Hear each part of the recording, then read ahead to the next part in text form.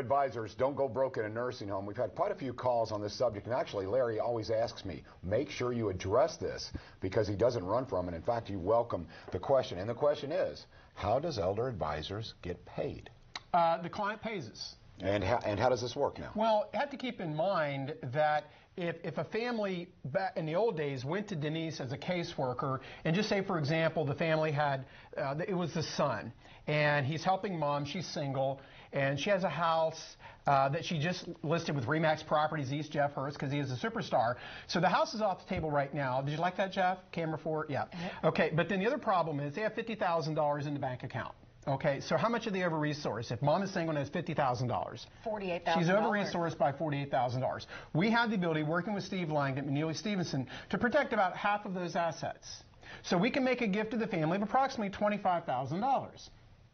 The other $25,000 is going to have to be spent down. Now, when this family went and talked to Denise before, she would have told them simply to spend all of the money down.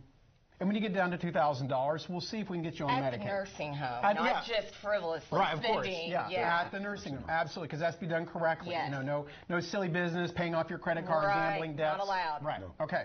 So a family comes into us because it's always a free consultation. They can go on our website, elderadvisors.com. We have offices in Salem, New Albany, and Louisville. We're doing our workshops next week.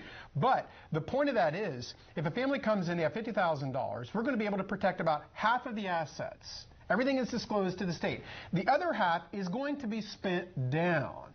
Well, any fees that we would charge are going to be coming out of the spend down side anyway. So they get to keep approximately half. Now, I say approximately because there's variables. I don't know what their income is. I don't know what they're paying for their health care, if they have a prescription Part D. There's a lot of variables. So for the purposes of a conversation today, if it's a single person, we can protect about half. So if a fee is paid, it's going to come out of the spend down. They would otherwise lose at the nursing home. Nothing to show for it. That makes sense. That makes sense. Yeah, so it's as close as we'll ever get to free financial and free legal. Because otherwise, if you don't want to engage us, fine. Go broke in the nursing home, go through the $50,000, and then try to qualify for benefits. Right. Good luck with that. I see. So that can take 3 to 4 months stumbling through and then end up being denied, because that's a great segue to the story we're going to talk about with Denise. And if they're denied and they owe 4 months at the nursing home, 7 times 4, what's it, $28,000? Right, at least. Yeah, that they're going to lose. If it's a husband and wife, we can protect all the assets. But it starts with a phone call and a free consultation, which is a good segue for Denise, because right now, you know, believe it or not, more than 3 people watch Wave 3 Listens Live with John Ramsey every day. I know this. Okay, so we're getting a lot of good feedback. You know in the this. community. I love it. My favorite show. Thank you. Okay, you're my favorite host. Thank you. Only because you have the most. There we go. Okay. Host with the most. Stop it, Miss Ice. Don't be jealous. Say how to Alan Ice, your husband. Hi, Alan. Hi, Alan. Okay. So in any event, we're dealing with a family right now. The combat veteran, 30 years. He's completely overwhelmed. And this dear man is doing this on behalf of his sister-in-law. His brother has passed away, who was married to this lady. So he's really stuck between a rock and a hard place. So we're going through the financials, and then I always want to talk about life insurance. Do you have life insurance? Well, yeah, she's got this old Prudential policy. And, of course, lights are going off on my head. That's how Denise and I met. Tammy, the producer, saying, didn't you and Denise meet on Match.com? No, that's not true. Life insurance brought Denise and I together. Right. Because life insurance, these old Prudential, MetLife policies, Western Southern, they typically have cash value. So with that, why don't you relate to John what you're dealing with right now, and for the viewers of Kentuckiana Wave 3, what you're dealing with right now. Right. What I'm working with right now, John, a family this past week, people don't realize, first of all, that just a life insurance policy can keep them from getting benefits. They could have literally nothing to their name. The cash value of a life insurance policy will disqualify them. Well, the problem is even getting your hands on this information, and that's how we can help. There's a family that I'm working with. The wife is at a nursing home, a local nursing home. She's fully coherent, you know, can do everything on her own. She just needs some long-term care.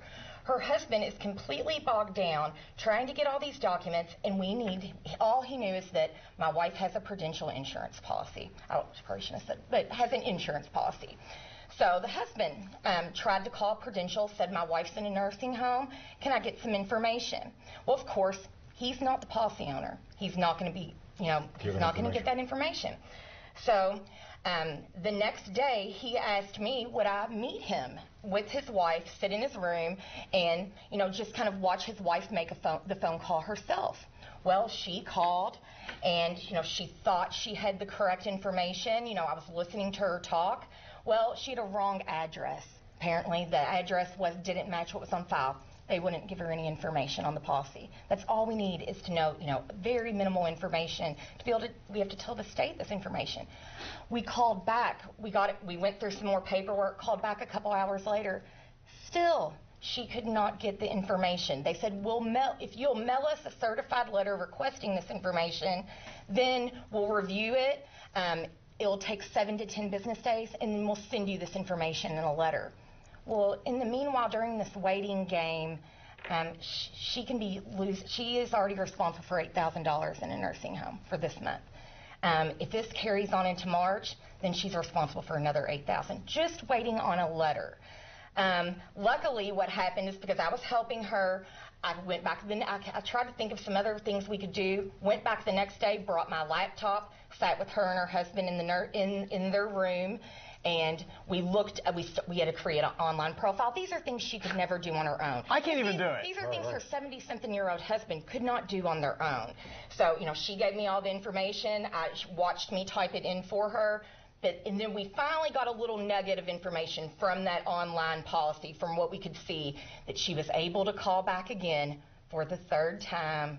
She was able to, that one number that she didn't know before, she knew it, and we were finally able to get this information. So now they're going to qualify for March. That won't be a problem. But that's how difficult it is just to get your own life insurance policy that you're paying for, just to get the information. And that's just one story, one hurdle. There's many. Yeah, and that's what I'm saying. What people don't fully appreciate is if they have modest assets, or if they're under the guise and direction of a well-intentioned husband or whatever, or the nursing or business office, we'll just spend it down and we'll file for the Medicaid. People don't fully appreciate all the pitfalls that are involved. And life insurance is 101 pitfall, because no one thinks of it as an asset. They think of it as, well, it's just there to bury me. Well, but if it has cash value, which most of these do, that's an ownership issue, and that's going to count against them. So that's what people out in the viewing community don't fully understand, is, well, we've only got $20,000 we're going to file for Medicaid. Well, but they don't think about the cash value life insurance.